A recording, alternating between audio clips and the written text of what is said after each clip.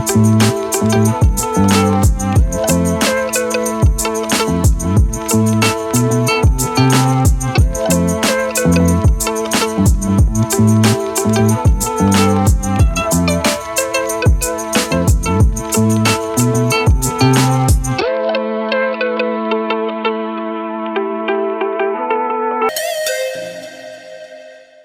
पिला माने आज आम कौन आरंभ करबा ए वीडियो रे ना शिक्षण परिपूरण कार्यक्रम नवम श्रेणी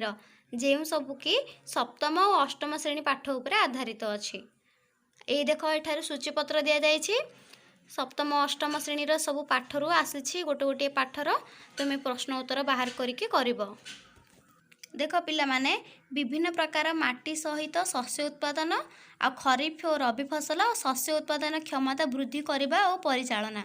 यही तीनोटी विषय को लेकिन आधारित हो जो प्रश्नपत्र प्रसंग अच्छी देख मृत्तिका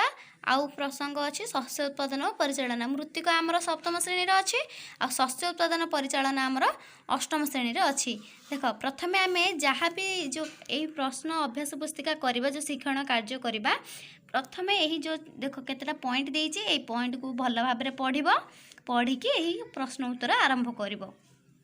कार्य एक आरंभ करवा पार्श्वस्थ माठियारू उपयुक्त शब्द चयन करी निम्न रे थिबा शून्य स्थान पूरण कर बोली कहुई माठिया देख कौन कौन सब अच्छी आमर ना रबी फसल खरीफ फसल धणीचा 60 90 आउ ह्यूमस से सब आम माठिया भितर शब्द दि जाइए भर कौटी कौटा उपयुक्त ताहा आम लगेगा देख एक नंबर क उर्वर माटीर उपर स्तर में कौन उपलब्ध हुए ना ह्यूमस उपलब्ध हुए बुट एक प्रकार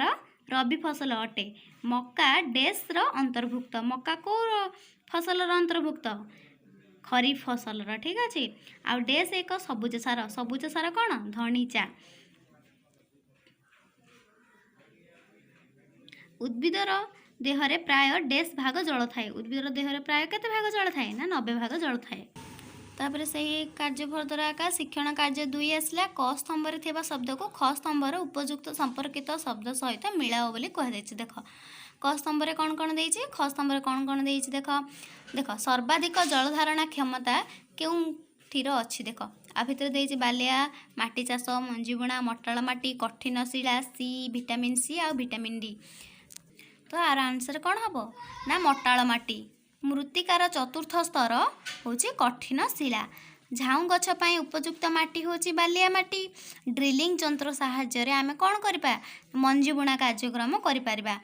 कड लिभर तेलर विटामिन होची डी तापर अछि शिक्षण कार्य 3 देख ठीक उक्तिर डाहण रे ठीक चिन्ह दब और भूल उक्तिर डाहण रे भूल चिन्ह दब